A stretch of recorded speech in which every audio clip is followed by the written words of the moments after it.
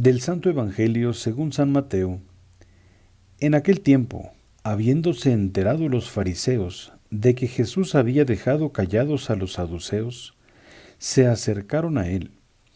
Uno de ellos, que era doctor de la ley, le preguntó para ponerlo a prueba: Maestro, ¿cuál es el mandamiento más grande de la ley? Jesús le respondió: Amarás al Señor tu Dios con todo tu corazón, con toda tu alma y con toda tu mente. Este es el más grande y el primero de los mandamientos. Y el segundo es semejante a este: amarás a tu prójimo como a ti mismo. En estos dos mandamientos se fundan toda la ley y los profetas. Palabra del Señor. Maestro, ¿cuál es el mandamiento más importante de la ley? Esta es la pregunta que le formula a Jesús un fariseo experto de la ley.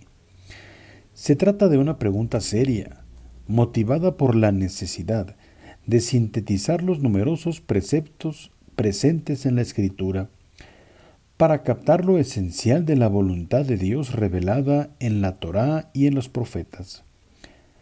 Aunque es cierto que la pregunta está viciada de raíz por una intención perversa, varias veces anotada ya a lo largo del Evangelio, y precisamente siempre a propósito de los hombres religiosos, le preguntó para ponerlo a prueba, para tentarlo y pillarlo en algún error en sus palabras.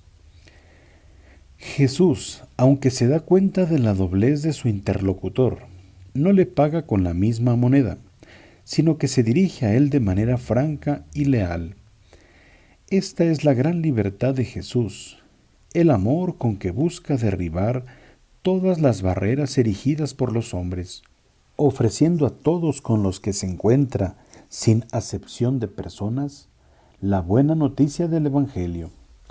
Su autoridad brota de la decisión de no anunciarse a sí mismo, sino de proclamar la voluntad de Dios, la palabra de vida contenida en la Escritura.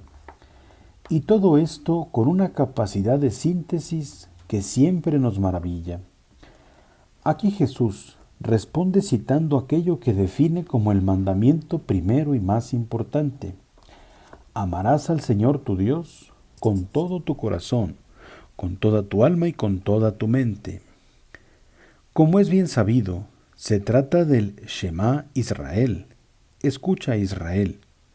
La profesión de fe repetidas varias veces al día por el creyente hebreo. Al Dios que nos ama con amor eterno, al que nos ama primero, se responde con un amor libre y lleno de gratitud. Hasta ahora podemos decir que Jesús se mantiene en la línea de la tradición de Israel, pero en este momento lleva a cabo una importante innovación, uniendo el versículo del Deuteronomio con otro sacado del Levítico.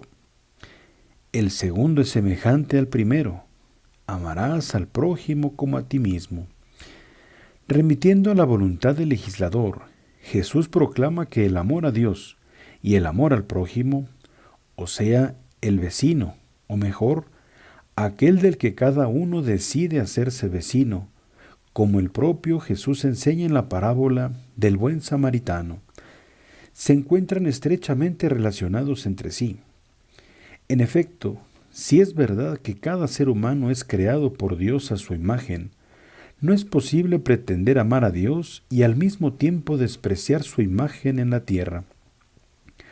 Al poner en evidencia esta contradicción, Jesús está invitando a su interlocutor, aunque sin juzgarlo ni condenarlo, a que se aclare también él, a que cambie su modo de pensar y de obrar. Juan ha entendido el nexo indisoluble entre el amor a Dios y al hermano, y así, llevando hasta las últimas consecuencias las palabras de su Señor y Maestro, escribe: Si alguno dice yo amo a Dios y odia a su hermano, es un mentiroso. Pues quien no ama a su hermano, a quien ve, no puede amar a Dios a quien no ve. Y nosotros hemos recibido de él este mandato: el que ama a Dios, ame también a su hermano. Al final de su diálogo con el fariseo, Jesús afirma: en estos dos mandamientos se basa toda la ley y los profetas. Así reafirma que la práctica del amor es el cumplimiento de la Escritura, modo más sencillo y completo para traducir en nuestra existencia personal aquel amor que ha movido a Dios a entrar en relación con los hombres hasta entregar a su Hijo. Además, insistiendo de nuevo en el hecho de que el amor es un mandamiento, Jesús aclara que el amor del que habla no es un sentimiento espontáneo que brote de forma natural de nuestro corazón. No, es ágape, el amor que no exige contrapartida, sino que es dado a cualquiera, hasta a los enemigos, y siempre, sin límite alguno. Es el amor que hemos de pedir constantemente a Dios en la oración. Es el cotidiano esfuerzo del amor. Es el amor del que Jesús puso un ejemplo con palabras bien comprensibles y que constituyen toda una interpelación para cada cristiano. Traten a los demás como quieren que ellos los traten a ustedes, porque en esto consisten la ley y los profetas. Y que nos bendiga Dios Todopoderoso, Padre, Hijo y Espíritu Santo. Amén.